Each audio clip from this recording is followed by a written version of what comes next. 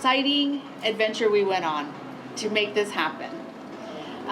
This was a thought with a lot of the women, and I was like, when we did our first refugee brown bag, and we did kind of like a pop-up store in City Hall, but with the sweets, I said, wouldn't it be really interesting if we could actually do a pop-up store?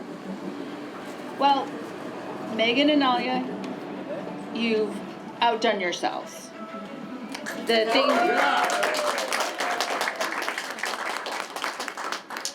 They worked with Michael, and it was Michael who also put them into play and told them, directed them, this is where you need to go, this is what you need to do. And the fact that they got prime property and prime space at CityScape right here on Central, so that there's enough movement coming through. They were able to work with people from the downtown area, the Renaissance, to help us with some of the items and help us with building our image or what we wanted to do. Avant-Garde, who was able to come in and said, we want to do this, we want to help with the flowers, and then all of the community that came together and wanted to display everything that they did. So to me, this is an amazing day that we're here and we're standing here. So I would like everybody to just give a round of applause for everybody.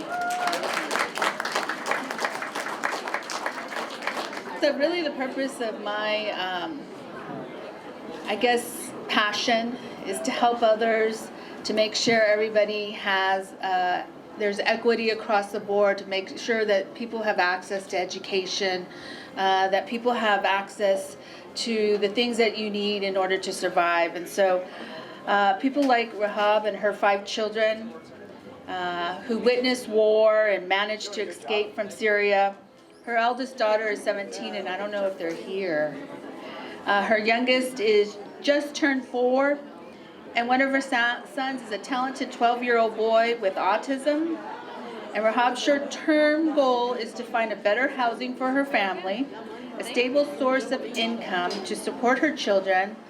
She struggles day to day, and her only source of income is through the farmer market participation around the state. But what she has is persistence and the will to continue. And then we have Rodan, whose family once owned one of the best restaurants in Syria. 5 months after Syrian war started, the family decided to flee when their family business was destroyed. Shortly after her restaurant, Rodan experienced further personal loss and health problems. But with the help of some compassionate community members, she was able to get back on her feet, and she now has her food handler's license and wants to own and run a restaurant just like the old days. Now that provides hope. And finally, there's Tara, who comes from the area called Kurdistan? Yeah, I was like, I think I got it. Kurdistan, whose father was an army general. She fell in love with a U.S. contractor. He's there. Where is he? I don't know. Oh, what love does, right? During the Iraq War, when he found out that her family's house in Iraq was bombed and she had to apply for asylum to the United States, he opened up his heart. He really was in love with you. He opened up his heart to her and converted to Islam, and 3 days later asked her to marry him. Now that's a story. He was in a hurry. Today they live in Arizona and have 2 boys together. Tara's goal is to advance her business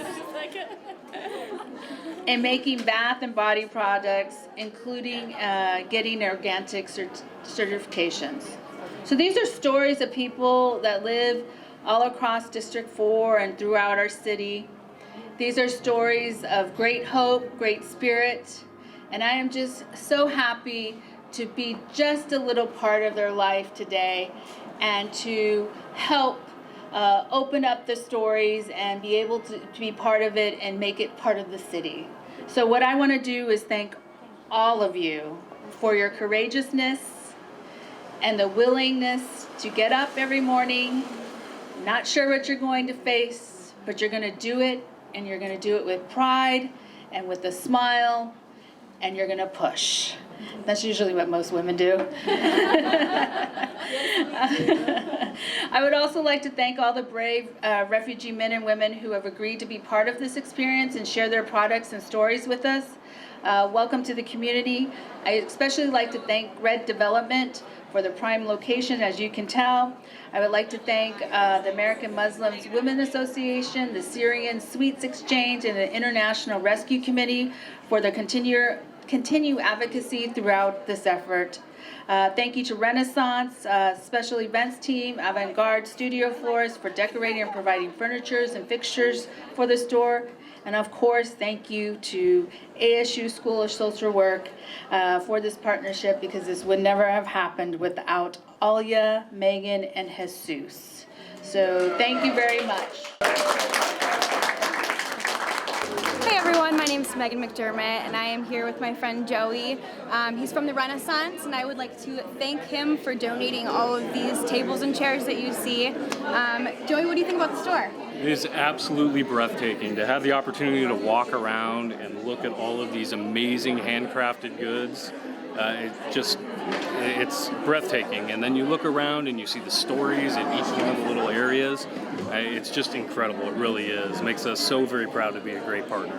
Great. Well, thank you so much for everything that you've done for us. And again, it wouldn't have been possible without you guys.